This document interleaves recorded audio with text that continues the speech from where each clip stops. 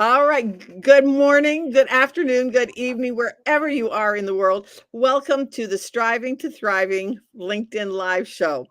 And I am so excited. I am your host, Barbara Ellison. I'm founder of the Wellness Playroom for the best version of you. I work with late career business professionals who are facing retirement and they want the three things in retirement. They want to have personal identity, they want to have personal well-being, and they also want to have financial stability. So that's what I do, and I am so excited to introduce you to my good friend and buddy, Karen Stoltz. Karen, welcome, welcome, welcome to the show. She is author. No, okay, no, you're the podcast. Oh, see, alive. Oh, it does. No, No, you're right. I'm a co-author in You're a books as co-author. well, so we're good. Yeah, but I first met Karen as a guest on her podcast, Be Awesome Podcast. So I am so excited, Karen. Welcome to the show, and I am so excited to hear who you've brought with you. Thanks so much for having me today, Barbara. This is You are so great. welcome. We always have such good time. Barbara we knew that we were good friends because Barbara's tagline, in the past at least, and I think still in the present, is make happiness the everyday or Make, something along those make lines. happiness the norm. The Yeah. norm. Yeah. And I said, oh, yeah, this lady. I love it. I love it. So we've been hanging out. We've known each other for quite a while. And yes, I am Karen Stultz. I am the host of the Awesome Life podcast. And my guests tonight have all been on my Awesome Life podcast, almost. But I'll tell you about that shortly. She's coming. She's coming. I know she is. Anyway, I'm a catalyst for positive change for entrepreneurial leaders who are really struggling to find their joy. They're just struggling along the way. And that's where I thought, dang it, this is an ideal resource. The Striving to Thriving live show is the place that people can recognize we're human. Nobody is an overnight success. I was with somebody the other day and she said, yes, I am a 40-year overnight success. Yes. Yeah, it's not that way. And that's okay. And that's why we are all here today. And let me introduce my wonderful guests. We have Candy. All right, you're going to have to say your last name, Candy. I know first names. Oh, hi, Karen. It's Candy Motzek. Motzek. I love it. I apologize. Last names are a challenge for me, but I do know your first names, and I'm very grateful. So Candy is also a podcast host, and she coaches coaches, and she has been a colleague for me, and we just end up being in the same circles. And she's a fantastic podcast guest. She is on the Awesome Life podcast. And share some more, Candy. Wow. Okay. Thank you for the wonderful introduction to begin with. I appreciate it. And so, yeah, I do this tongue twister thing called coaching coaches. And so what does that mean? It means that I talk to amazing people who have been successful in their life and they want something different. And that something looks like coaching others, having an impact, making money, doing the thing that is finally, it's been calling to them for years. And instead of meeting everybody else's needs, now it's time to put themselves at the forefront. So those are the people that I work with. Oh, that's fantastic. And then we also have Mona. And Mona, I just met.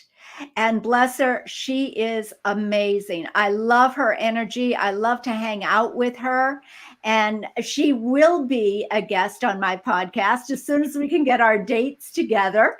But Mona, tell us a little bit about yourself. Yeah, many greetings from Germany. My name is Mona. I am helping coaches use artificial intelligence, AI, to grow their business. And all of that by having fun. So not just like, okay, click this, but like have fun growing your business, right? Because this is like, we spend most of our days doing what we do, right? So why not have a little bit fun while we do that? And I found AI really to be one of these toys that when you were young, you were like, oh my God, this is so cool, right? This was actually, I mean, I work in technology for more than 15 years. AI was the first thing where I actually got back to kindergarten mode and like, oh my God, this is so cool. And so I have to teach this all of my clients because it saves so much time, so much money. I think it is the technology that levels the playing field for everybody. You don't have to be a big corporation anymore to earn money. You don't have to like know everything to actually be successful in business. And I think this is really the gateway to the future for so many heart-centered entrepreneurs that want to do good in the world and just want to get their message out. And I love helping them getting this done. Yeah. AI is my new friend. Yeah. Just say it. AI is my new friend. Yeah. So Karen, back to you. Yeah. AI is it. Yeah. I honestly, that is what is motivating me on more than one occasion these days is the AI. And I love it. Love it. And Jeff, I love, he is a, personal sensei, a personal development sensei. Is that what you call yourself? He is, again, so much energy, so much fun. And he's introduced me to so many amazing people, and he helps so many people with his simple wisdom and always positive energy. And sometimes just looking at the reality of things is not always what we're looking at.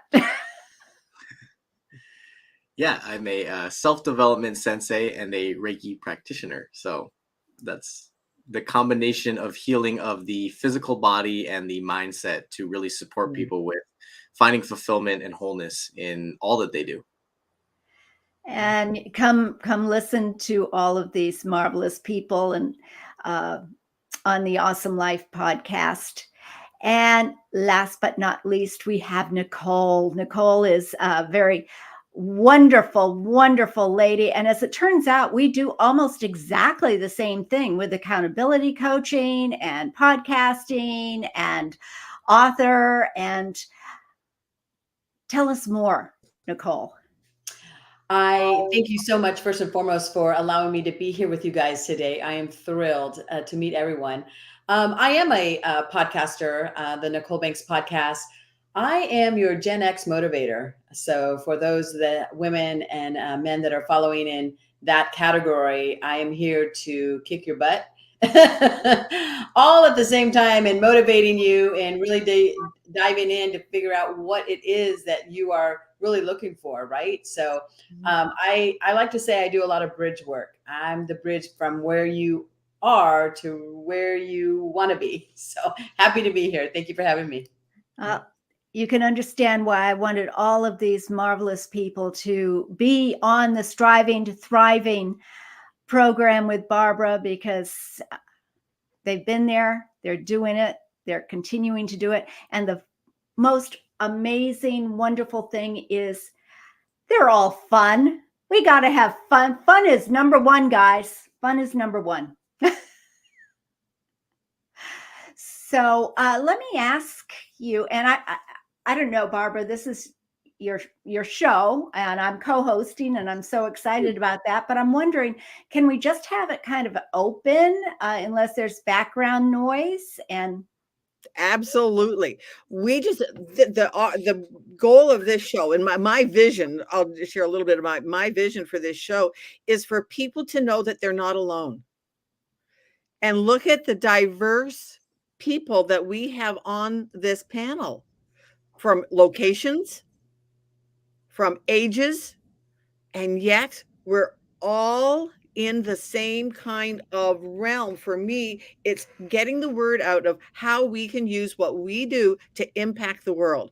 You know, so I'll share with you my mission, which is what Karen alluded to before. I'm on a mission to make happiness the norm rather than the exception, because I believe that each and every one of us deserves to lead a happy, healthy, debt-free, abundant life. Well, everybody's idea of abundance is very different. And everybody's idea of success is very different. So, one of the things that I love to hear is just how somebody in there, like who wants to start, or if you don't start, I'll pick on you, or Karen will pick on you. What Share with us a story of when you had to redefine yourself, of redefine how you went of success and what it meant to you, and what the kind of what your backstory was, because we all have a backstory. I loved what you said, Karen, about the 40-year overnight success. Well, a lot happens in 40 years. For Indeed. me, And it's I been the think, last 12 years since my husband passed away. oh, wow. Things happen to life. So, Nicole, you raised your hand, so you're it. Share with Yeah, no, I just really feel like at any given time, when things are off kilter or things aren't going your way, I just highly recommend that not only it's just something that I've put into place. It's the interesting thing is that I have a book coming out. It's called The Second Act Formula: How to Thrive in Midlife. Cool. And it really is, putting yourself first. And for so many years, I'm that female that did, yes, I was the can-do attitude. I had such a can-do attitude. I can do for everyone else but me. I can do the laundry. I can do the cooking. I can do the aiding if need be. I can do the coaching and the teaching and all the stuff. But for me, I did not do it. So my can-do attitude was about everybody else. And I always just say, if you need to stop and if you're feeling uneasy or something's not right or something's off, you're not able to obtain what you're really reaching for, right? Stop and look at where you fall in line in the priority list. Everybody's got their list. Where are you at? And if you're not at the top of the list, we need to really have some conversations about why you're not there. For some people, it's about their worth. Some people, it's about their confidence. Some people, it's about their culture or their situation, right? So reality is that you can have a can-do attitude, and I encourage everybody to do so, but it needs to be about you first. Everything else will come into play. That half empty, you can't pour from an empty cup. My personal experience, which was shared in the book, is absolutely so true. So very, very true. So the minute you start taking care of you, you're going to see a different dynamic. You're going to see a different play out and different results, which is really, really important. So I'm a big believer in getting those results. It all starts with the circumstance and the thought. What are your thoughts behind that circumstance, right? So that is my biggest thing, is if we're not putting ourselves first, then we're doing everything else half-assed, right? I'm so tired. I can only do what I need to do. And I like to come with the energy, and I like to come with the game and the plan. But if I'm not putting myself first, then no one's playing anything. You do have to put yourself first, don't you? I mean, it really, that's how we maintain the energy, so we can help others to the best of our ability. And if we are draining ourselves, we can't do that. And sometimes when that happens, we really need to reach out to someone else. Yeah, asking for help. It's so interesting. And I mentioned, my background and my story is in my book that's coming out. And of course, that is the number one lesson. And it is the craziest thing how this is full circle, because I did not ask for help. And I came across my own depths of despair, per se. And I said, you know what? I just reached in and I went, I don't know what else to do. This is what I'm going to do. And it cost me, and it cost me dearly. So, sometimes it's not always what we take on our own initiative, but reality is being able to ask for help. It's not easy to do, especially when we're doing everything else for everyone else, right? It's not easy, but it's doable. And if you're not finding the right answers that are helping you out, it's okay to continue to ask until you do, right? I mean, not one person in this room can say, hey, I have all the answers, because we don't. But a collective mind, oh, it's so powerful. So Thank you. powerful. So continue to reach out. Yeah. Yeah. And Candy, I saw Candy, I saw your hand go up. Yeah. Yeah, and I love this word, redefine yourself. So Nicole has such an amazing perspective, and I can imagine that the book is going to be really something excellent. The place that I find, and I love this idea about reaching out for help. And then the other side of the coin is that so often when we are those can-do people, when we do it all and everything all the time for everyone else, we've lost touch with who we are at our core. And so sometimes this place of redefining ourselves is actually a slightly different word. It's how about coming home to who we are in ourselves, to go inside and ask ourselves, like, what is meaningful to me? What really is fun? Can I remember those fun things that I used to do before I took on all those responsibilities? So, we talk about redefining ourselves, but maybe it's more of that remembering, bringing our pieces back to who we are. So I love this, that, there's always a path into this place of thriving. There's always a path that wants to find us, and we just need to be willing to find it. Right. It's all about the questions, isn't it? It's all Yes. about the questions. Exactly. Yeah.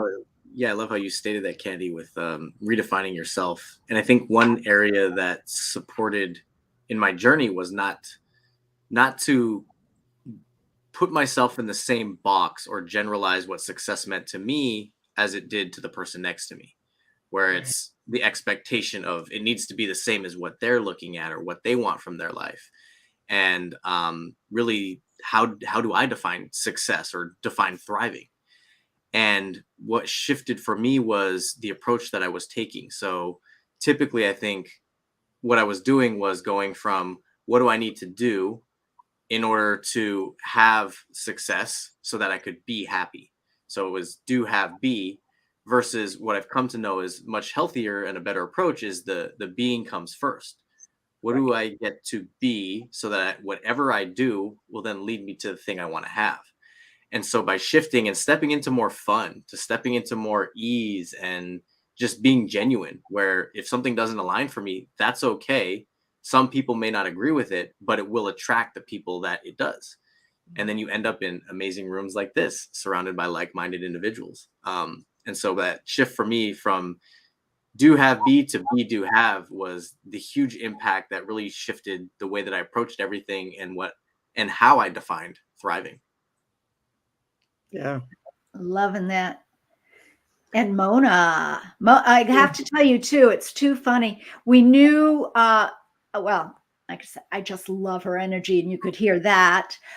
But as it turns out, she lives about 20 minutes from, in Germany, she lives about 20 minutes from where my daughter lives in Wiesbaden, Germany. And there are no such things as coincidences. So we knew we had to meet. Absolutely. And it's so funny because all of what you just shared totally resonates with me. And I think the one tip I can give to listeners who are listening in and who are trying to redefine success is really take your time. Like nobody's going to rush you in this journey. For me, my story is really, I went the corporate ladder, worked my way up really successfully, had all my plans. I'm a left brainer, right? So everything planned out, And then I was 30 and my plan was over. Like I achieved everything I laid out with 30. And I was like, so what's next? I'm just 30. Like, what am I going to do the rest of my life? Oh my God. I cannot live in and I knew from the beginning, I'm not going to end up in a corporate job because I've worked with corporates all my life. And I know how boring it is once you're in a department and you do every day the same thing, and I knew I'm going to bore myself to death in there. So it really took me some time, and I was really like floating a little bit for a few years, and I happened to run. There are no coincidences, right? I ran into my audience. I was just reading a book, and then I read another book, and then the book said, hey, we also have a seminar. And I was like, let me just go there. Funnily, it was in Frankfurt where I live nowadays. By that time, it was somewhere else. I came back from LA. My brother lives in Los Angeles. Totally jet lagged. And I somehow happened to catch the train. Don't ask me how. I still consider this a wonder today. And I somehow happened to catch the train. And on that event that I didn't want to miss for no prize in the world, I met my clients. And then the first time in my life, I realized, oh, these are the people I can actually help. Because everybody around me was just like me. They didn't see a value in buying my services because they could do it themselves. But I had to stumble and I had to float a little bit and just drift a bit and stumble into my clients. And then happily ever after, a few years later, right, still doing what I'm doing, loving my clients. And I really think, like, guys, don't feel pushed to like having to have the answers. Like, you find the answers when you're ready for it. Relax. Right. When I love the fact that most of the time, so often you'll hear that, oh, when the student is ready, the teacher appears. The teacher has probably been right in front of you for years, but it's wait until you're ready. And that's everything comes together at that point, doesn't it? Yeah. And being open and willing to follow those little nudges that are there. And I remember the same thing. My turning point was when I was caring for my parents, and my husband had retired when I had moved in with my parents, left my husband in another state. And I was 50 years old, and I had worked very happily in government for quite a while, in politics and banking and whatnot. And then he had retired, and I thought, dang, what do I do? Who am I?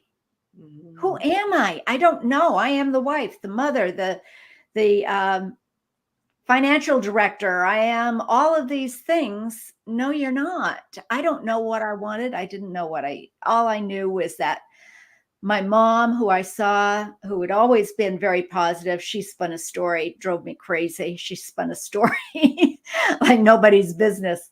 But I thought, and she had now was living with tremendous regret and anger. And I thought, this is no way to end your days. I have to find a better way. And I remember sitting there crying in their living room saying, what do I do after this? I need to work. What do I need? What can I do? Mm-hmm.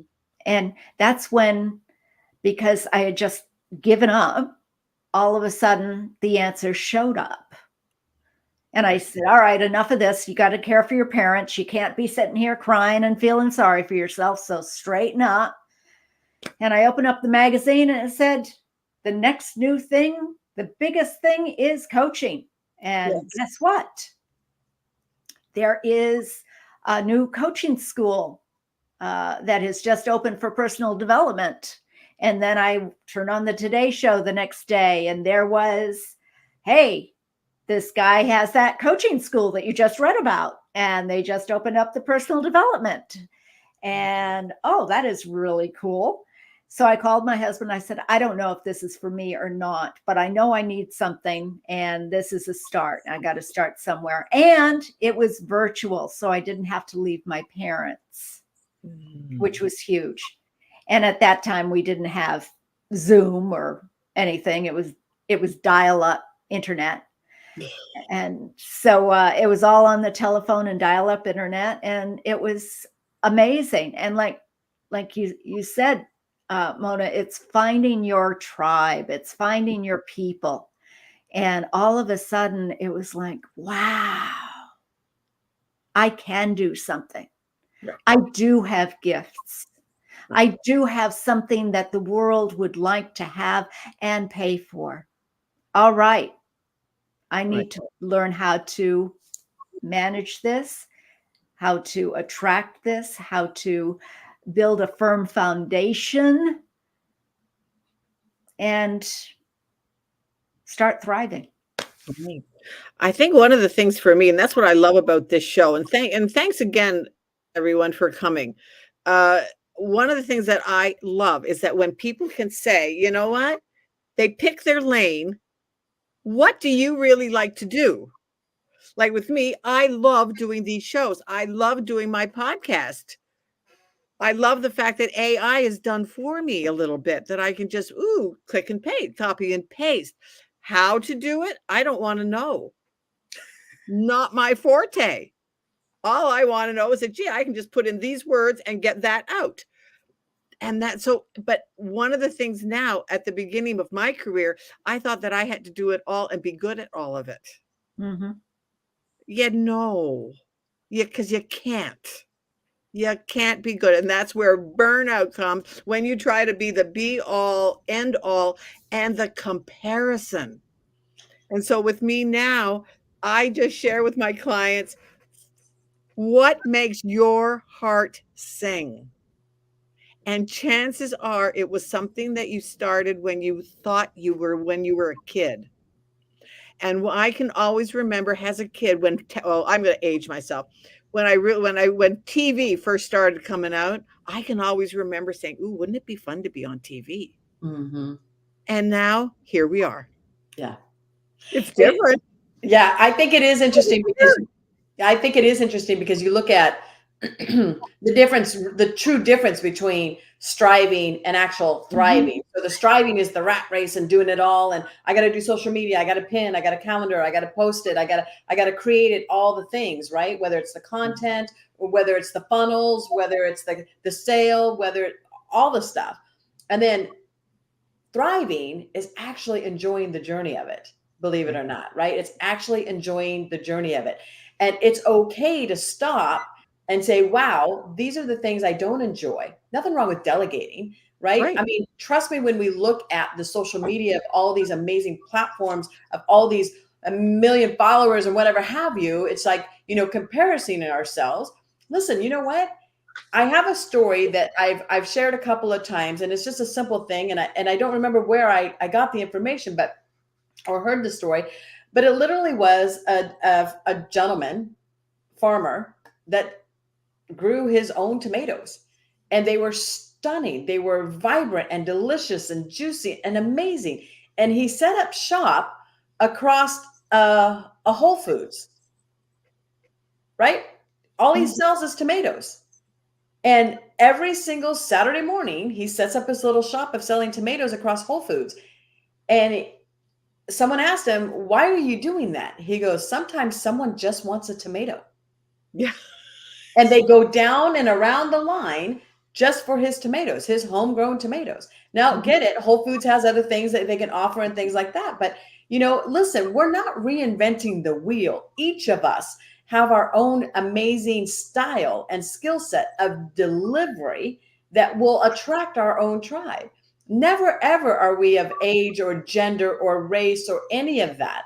But if we are, compassionate and passionate about our delivery, our tribe will come to us. I mean, I know for a fact that there are followers that follow X, Y, and Z because of their, demanding, deliberate, this is what I need the kick butt kind of attitude and stuff like that. I have people say, oh my gosh, you have so much energy. How do you do it? I mean, I thrive on you guys, right? What are you doing? What are you saying? What do you need help with? So I just want to share this, that I love that. It's like, whatever we think we're doing, keep doing it. You're going to get there. I always just keep going, right? Don't stop, because your message and your delivery is just as important as everyone else's. Keep going. You guys got this. Loving that. And I love the idea that it is thriving is the journey. It is the joy that we are feeling, at least in my definition as well. How about the rest of you? How about Jeff and Mona and Candy?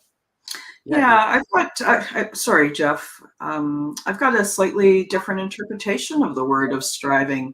For me, striving is about satisfaction as well, because that's the place the growth is happening.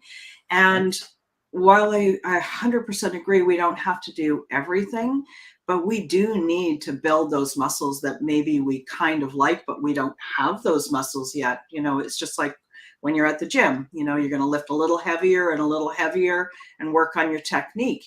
And then thriving is still part of the same thing, because the thriving is the it's that sort of the fullness of it, but I can have satisfaction and fullness at the same time, and maybe even avoid some of that inherent struggle just by my perspective on it too. I love striving. I'm a big striver, so Strive for excellence, not perfection. yeah. Yes. I love Yeah. the distinction between how Nicole shared striving for herself and thriving, and then Candy similarly, where it was slightly different. But I think it's, yeah, the contextual application of the words. So striving in one context is, yeah, improving yourself constantly and trying to be better. And that's a never ending journey. At the same time, life is about the journey and not the destination. And so taking a moment to realize that sometimes when we strive in a negative way, it can be looking for something external from yourself that already exists. And so taking that moment to just appreciate and have gratitude for what we have today, it's to realize and recognize no matter where I'm at in my journey, I am already thriving today. If I look back 10 years from now in comparison, it's like, yeah, this is the destination at one point from where I was before. But we don't often pause to realize and recognize that. So again, the distinction between how we're using the words plays a role in how we view things in a healthy or an unhealthy way. And so I love the way that you guys both kind of phrase that, where both of them are the healthy perspective of the thing. And I like that too, Jeff, because you're right. It's all, I find sometimes that people are constantly searching, but they're not taking the time to recognize they're already there in many ways. They might need a few tweaks along the way to make it just as the excellence that they want it to have, but they are there. Things are happening. We are successful already. Yeah. We have attracted everything that we could possibly want. Dang it. I was going to say it's very similar to, in my opinion, I think goals are very similar to the analogy of football. So I'm going to use this analogy real quick. You have so many teams in the league in the US that are all striving for the one main event at the end of the season, and that's Super Bowl, right? So you're going to have teams that are never even going to win a game. You're going to have teams that could have so close to winning or totally being defeated. And you're going to have some pretty big upsets as well. The interesting part about each team, they have different coaches for each, the offense and the defense and things such as that. But they all have that one common goal, getting to the Super Bowl. They never change the goal. They change the approach, right? So do we need to change more offense? Do we need to change more defense? What do we need to do? And so I like to walk my clients through how, if you've had this goal for 5 years, 10 years, and we still haven't accomplished it yet, we need to change the approach of the goal, right? Maybe setting smaller goals, maybe asking for help and walking that path with someone else. Any given time, if you're looking for anything in that regard, there are so many amazing coaches and so many amazing people right here on this panel that can actually assist those that are looking to accomplish their goal, especially if it's something that is eating at them and they've been trying to get there. Don't change the goal. Let's have you change the approach of the goal, breaking it down, asking for help, redefining the goal. There's so many different ways we can do that, but I'm sharing that with you guys because I really feel like there's so many of us that really are able to help our audiences and to actually get to that goal, right? And so the reality is no one ever says on their dying bed or their bed of death that they want to work another day. No one ever says that. Oh, I should have worked more. Oh, I should have put more overtime in. No one ever says that. So whether it's a personal goal or a business goal or a professional goal, right? There are people out here to help you. And I know Karen has been able to assist me in reaching some goals. We had a fun month of experience there, and that was a lot of fun. And then I know Candy, you help with coaches. So I'm thrilled and beyond. And Mona with AI, girl, your niche is in your niche. I love it. I love it. I love it. And then Jeff, just knowing too that, energy and Reiki and personal development is huge these days. And to actually have a client that's open-minded to be able to experience your services, I'm thrilled. I can't wait to connect after this. Yeah. I'm seeing it a little bit differently when it comes to thriving. Maybe it's culturally. I apologize in advance. I'm a little bit of candid on this one because I think if we are thriving without striving before, we don't appreciate it. I think the things I'm most proud of are the things I worked the hardest for. Now, it doesn't say that I can't take something like for free and still be happy about it, right? Of course, everybody likes a gift. But I think, we see this also when we're in the coaching world, right? If you give it to people for free, they don't appreciate it. So I think really, I think Candy described it as the muscle, right? I think we have to build muscles. And I really do believe, and now this might sound crazy because I'm a left brainer, I do believe the universe gives us everything when we are ready for it, right? If we're not ready for it, yes, of course, it could open a big opportunity for you, but if you're not ready to stand in that room and survive in that room in the next level, I think you shouldn't walk through that door because it will harm you as a brand and as an entrepreneur more than actually taking that leap if you are not ready for it, right? So I think, I'm really like a total left brain. I actually Googled the words because I'm not a native speaker. So I actually looked at the definitions and it said, striving is make great efforts to achieve or obtain something, while thriving is the prosperous and growing, the flourishing. And I think we need both.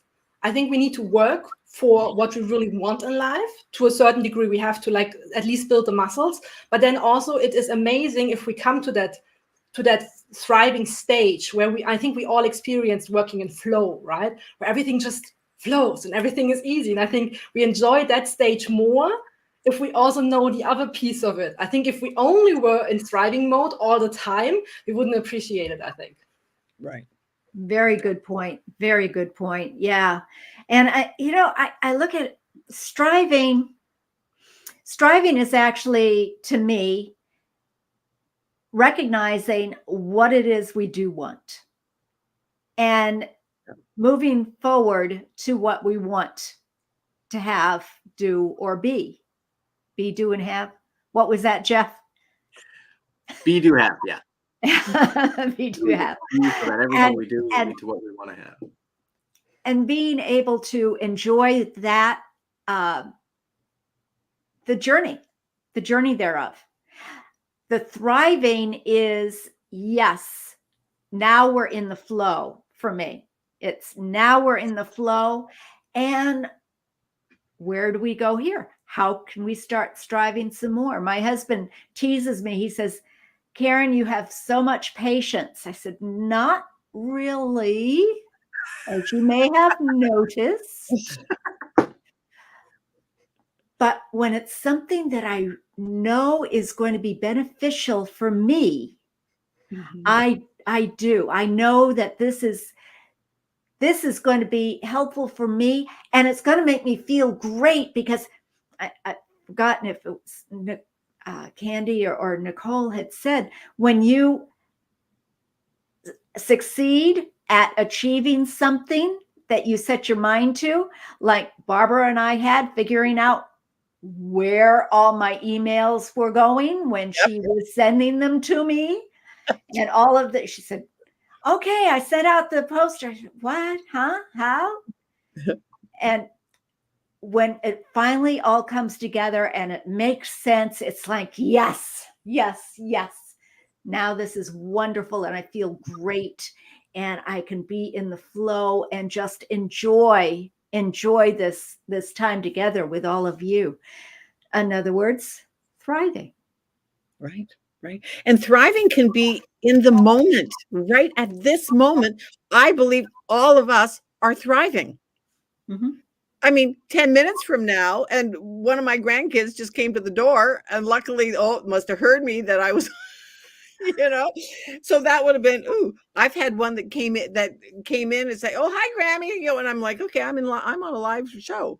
Oh, well, you know what? Was that thriving? Absolutely, yes, because I love the fact that my grandkids live with me, that we all live together. And yet, How many times have we had something like that happen and we go, "Oh, what are people going to think? Oh, yike, here you are. And I mean, how could that have happened? How could you have let that happen?" And all of those negative things, like Jeff talked about, it's like, hey, you know what? So what? Let's be authentic. Yeah. The people who are really thriving, successful, that we look up to, are all able to sit back. They've worked really hard. They've tried to make it perfection. They've tried to make their programs everything that their clients want, and teaching the AI and which buttons to push, but in a fun way. That is a challenge in and of itself. And with that said, if someone comes up, if their grandkids come up and say, "Hey, I really need something," or "Hi," and it's explained, "This is my grandchild and I'm in the meeting," it makes people human. And guess what, guys? We're human. Right. And We're it all lets human. you, it doesn't, don't you think that it just lets everybody else to be authentic themselves? It allows us to be. Yeah, go ahead, Jeff. I have a difficult question I'd love to hear all of your input on. Mhm. On days where you feel like you're not thriving, what is your favorite tool to pull out and use to support yourself? Ooh, loving that. Who wants to go first? Candy, Good. you're muted. Candy, you're muted. I want to hear your input first, Jeff. That's a great question. So one of my favorites is, are you guys familiar with David Goggins, the motivational speaker, Navy SEAL? I've heard him. He's got a concept called a cookie jar. And it's, you take whatever container you want to use as a cookie jar, and you, through your days, through your life, through your past experience, you just take time to sit down and log and note anything you're proud of, any accomplishments you've achieved, anything that reminds you of you and your power and who you are at the core, so that any day that you are doubting, you just go and be like, "Where's my cookie jar?" And you go and you reach in there, you pull it out and you read, like, "Oh, I forgot I did that. Oh, this is a testimonial from a client. Oh, this is an award I won." Oh, and you just do that until you're like, "What was I ever worried about, or what was I not thinking about?" And it steps you back into gratitude. It steps you back into that positive mindset of like, look how far I've come and look at all that I have done. That's my favorite tool for a day like that. I love that. I do. Great. Yeah. So my favorite tool when I'm struggling is, I have a bunch of them, but if it's in the middle of the day, in the morning, I do my meditation and journaling and all that stuff. But in the middle of the day, it's EFT tapping. It just does such a great job of just diffusing those emotions and calms my nervous system down, so then I can kind of take a breath and look at things differently. And so that's my favorite. Yeah. Candy, you said EFT tapping? Yeah. Mhm. It's great. I love it. Yeah. For myself, I very similar to a cookie jar method. I run a women's retreat once a year, and at the very end of the retreat, everybody except for the person that's on the stool, we go around and write on a Post-it note what we see in them. So we see love, we see joy, and as you hand them the Post-it note, you have to read, "I am love, I am joy, I am an amazing mother," all those things. And they put it in their book. And this last retreat, they asked me to participate, which was like, wow, okay, sure. And so I actually took all of my Post-its out of my book and I put it on my wall. And it's very similar to that. So there's times where I'll go, you get frustrated or angry or something. I'll go, "Oh, hold on." And I go and I am worthy. I am an amazing, all the things. So it's very similar to the cookie jar. Love that. Love that. How about you, Mona? I have a very different way of doing that. So I worked many years as a consultant and as an IT project manager. So I have generally a very high frustration bar. So it takes a long time until I get to that point. But if I get to that point, so we have permission. So my business bestie and we have agreements to say, like, voice note, maximum 10 minutes, get it all out. Just like get it out, complain about whatever the hell you want, but afterwards back to business. Okay. So then basically you just get it out of the system, like just like, okay, like sometimes everything is stupid, right? But then it's enough. So then you go back to work. And basically what I like to do when I'm really like, when I'm feeling stuck and I'm frustrated. So I have a whiteboard right opposite of me here. I just wipe everything away and just reorganize my thoughts. And then I get a coffee, then I lean back and I'm like, okay, easy task to start with to get a little success momentum. And then I'm off again in the thing. So I really just like get it out. And if it's really bad, exercise. That happens seldom, but if I'm really angry, exercise.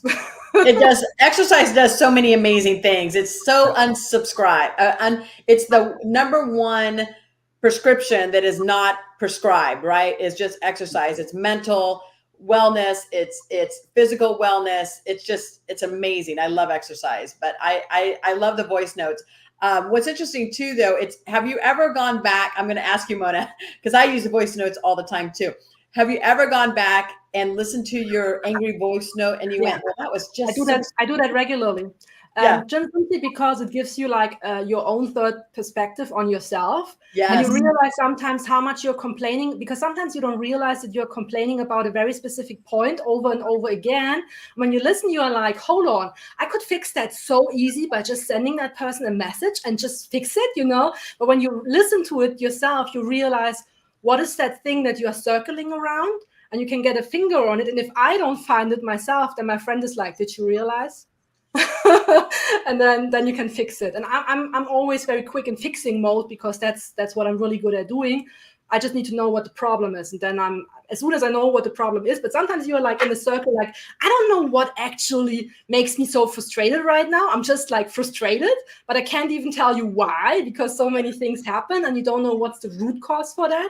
But as soon as I can put a finger on it, I usually just fix it. But sometimes I don't see it myself. And then my friend is like, did you listen to yourself? Like, re-listen and then tell me.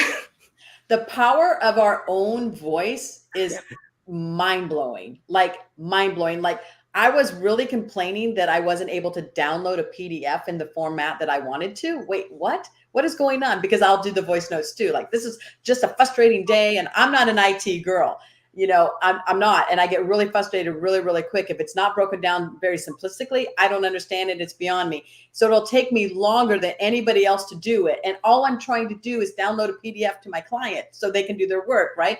But if you're listening to your own voice, and for those that journal, Candy, you mentioned journaling, for those are rereading, you know what I mean? So my journaling in the morning is I set my intent. I have an amazing journal. I set my intent, then I go back to it at night and see if I accomplish that intent for the day.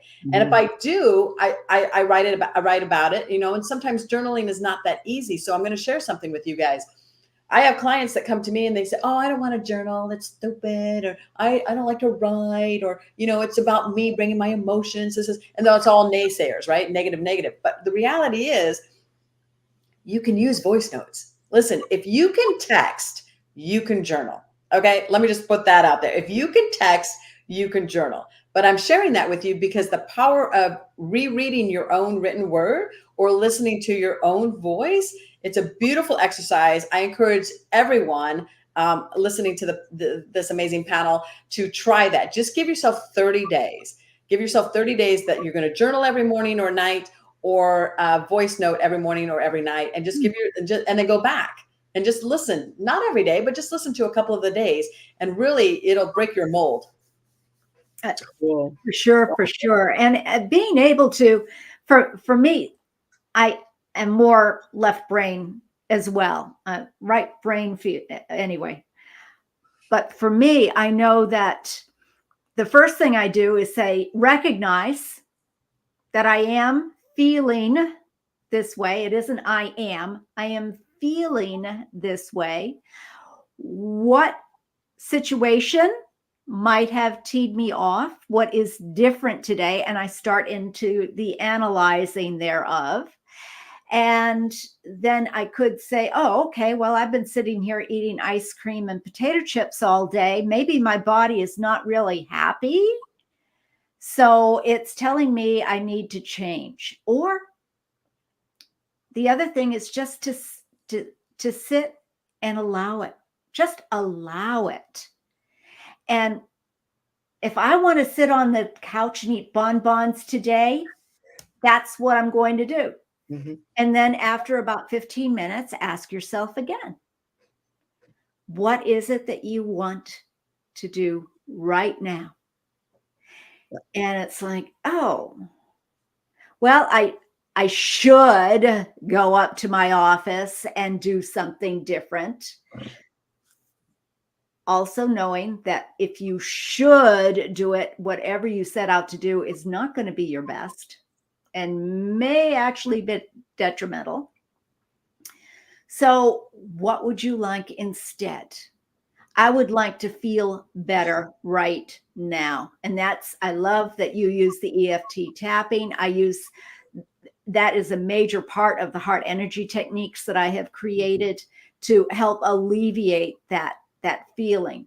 And it is so powerful, and it is my first go-to. I actually went to sleep last night tapping because it was challenging during the day. Well, as Barbara can tell you, it was challenging. I went to sleep at night tapping and slept very well because of it.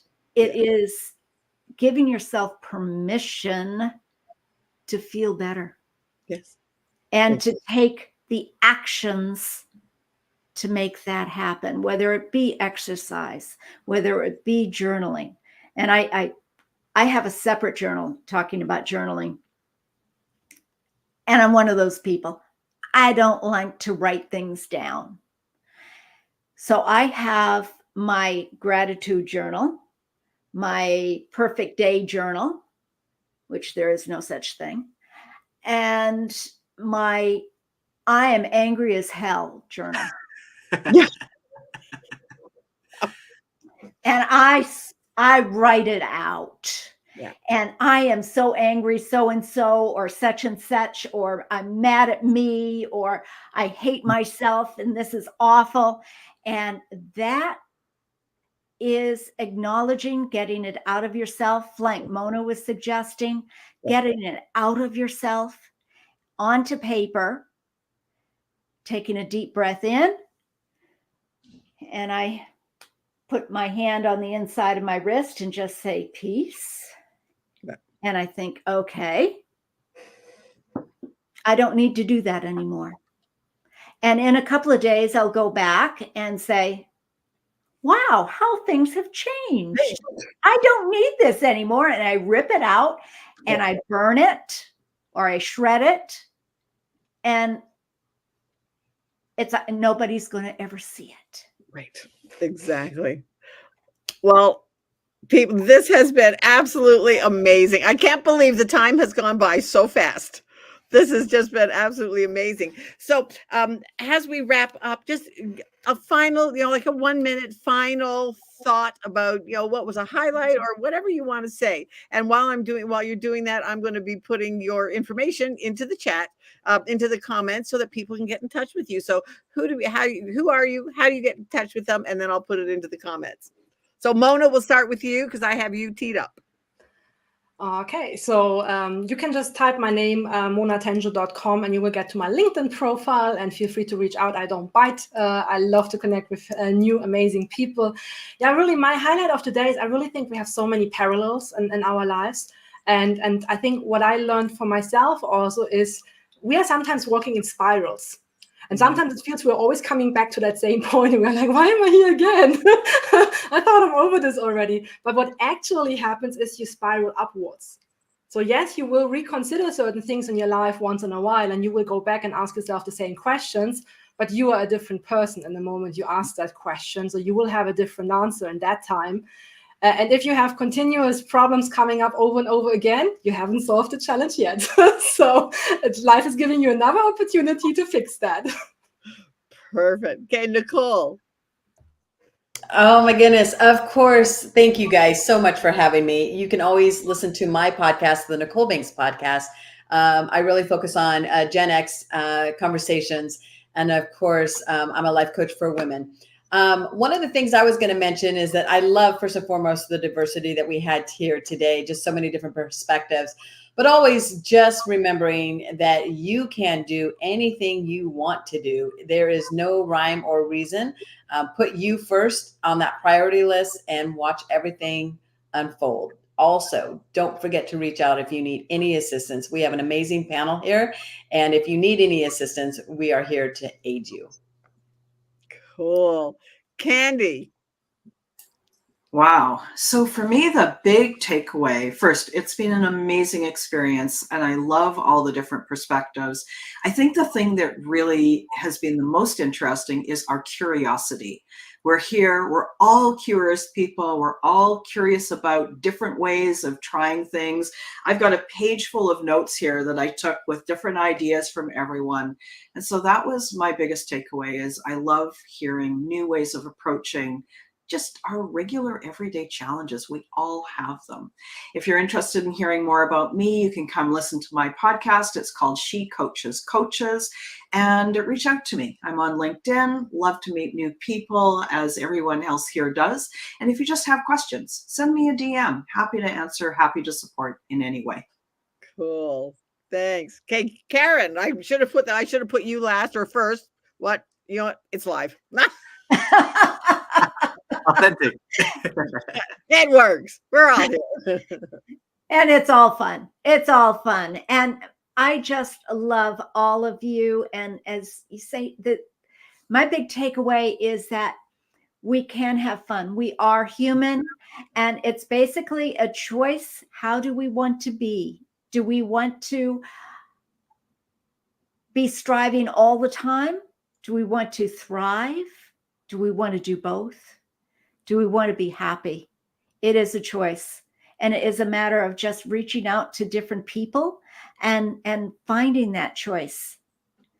And in my case, it was a case of clearing. So being able to clear a lot of the blocks that came up, the energy healing, to open it up. And by golly, the tapping helps, along with all of the other heart energy techniques that I use to just blast through all of those things so I can be the conduit, the catalyst for your enjoyment and your fulfillment.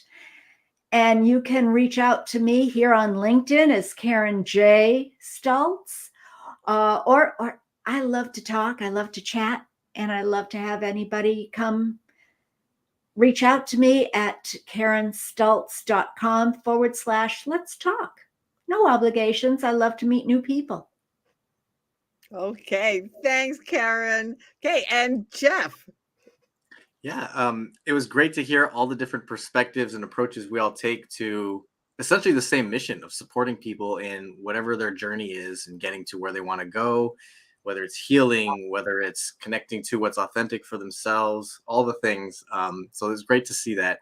And I would just like to wrap up today with one last little tool that I think we all could use. It sounds like everyone here meditates. So something I'm studied and kind of versed in is mudras. And so the mudras are how we hold our hands as we're meditating. And the hands are actually like a circuit board that connect various aspects of our body. So whether it's in the mind or the physical.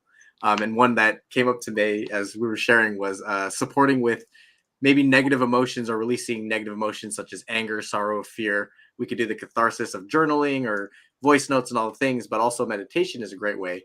And this is my favorite one to share with people. This is called the Akash Mudra. And all you do is you take your middle finger and bring that down to your thumb. And the way I like to remember this one is it's like the inverted middle finger. So instead of raising it in anger, you bring it down and just release all the negative energy. It also supports in gaining positive energy and raising your self-confidence. So I share that with you all to add to your meditation. And yeah, you guys can find me.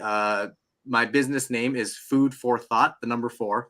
And my name is Jeff Yukikazu Serra. My handles on social media are my middle name, Yukikazu408, which is the area code I'm in. So I'd love to connect with anyone that is interested in learning more. Cool. Awesome. Okay, well, for myself, I'm Barbara Ellison. You can reach out to me on LinkedIn, and I am the midlife mentor and wellness, founder of Wellness Playroom. And I just want to thank each and every one of you for coming on the show today. And I would really encourage you to reach out to the people on the panel. And if any of you would like to be a guest host on this show and bring your own panel of experts, then feel free to reach out to me. I love doing these, and it's just been absolutely such a joy to reach out to people and to just bring such just valuable experts of all the great information that is out there for you. So everybody, we'll see you next time. Have an awesome day, and we'll talk to you soon. Bye, everybody. Thanks for having us, Barbara. Thank you, Barbara. Welcome. You are welcome. Thank you, Thank you Barbara. so much.